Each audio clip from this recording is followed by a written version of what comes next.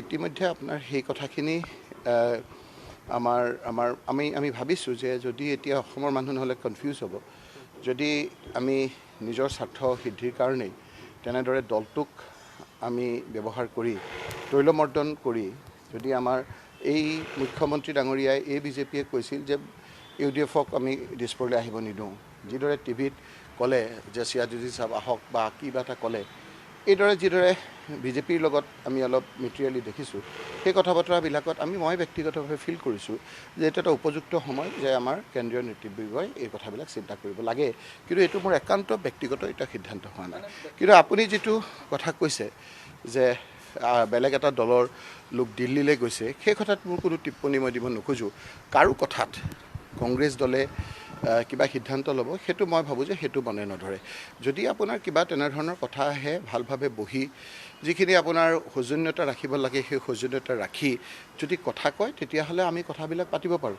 যদি এতিয়া মই ওলাই গৈয়ে কাৰোবাক যদি আৰু তুচ্ছ তাচ্ছিল্য কৰোঁ, মই ভাবোঁ যে সেই কথা বতৰাবিলাক নিশ্চয়কৈ আমাৰ কেন্দ্ৰীয় নেতৃবৃন্দই এই কথাবিলাক চাব। কাৰো হেঁচাত কাৰো কথাত মই ভাবোঁ যে কংগ্ৰেছ দলৰ নিচিনা এটা দলে আমি সিদ্ধান্ত নলওঁ। আমি গোটেই কথাখিনি আনুষ্ঠানিকতা ৰূপ দিবৰ কাৰণে আমাৰ এখন সভা ৰাজ্যিক পৰ্যায়তো হ'ব, তাৰপিছত কেন্দ্ৰীয় নেতৃবৃন্দই তাৰ চূড়ান্ত মোহৰ মাৰিব।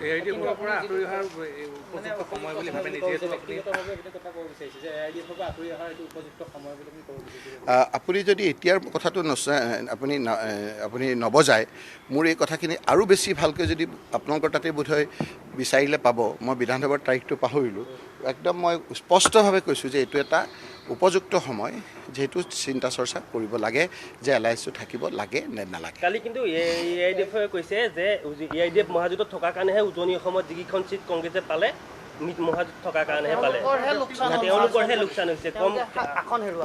তেওঁলোকে কি ক'ব লাগিব? তেওঁলোকে এতিয়া কি ক'ব লাগিব? কংগ্ৰেছ ভাল, আমাৰ বেয়া, সেইটোতো নকয় নিশ্চয়। গতিকে এইটো মানুহে ক'ব।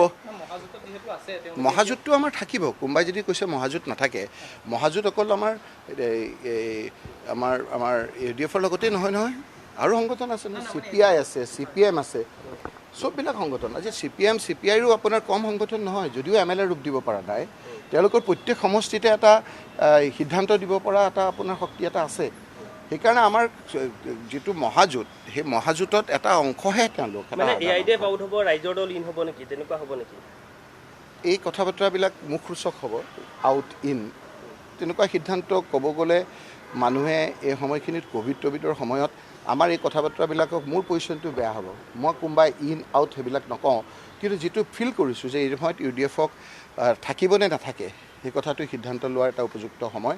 আৰু বেলেগ দল, মই নাম কোৱা নাই, তেওঁলোকৰ চুটলপিত কোনো আমাৰ দলে সিদ্ধান্ত ল'ব, সেই কথাবিলাক কেতিয়াও নহয়, মই ভাবোঁ, মোৰ ব্যক্তিগত কথা।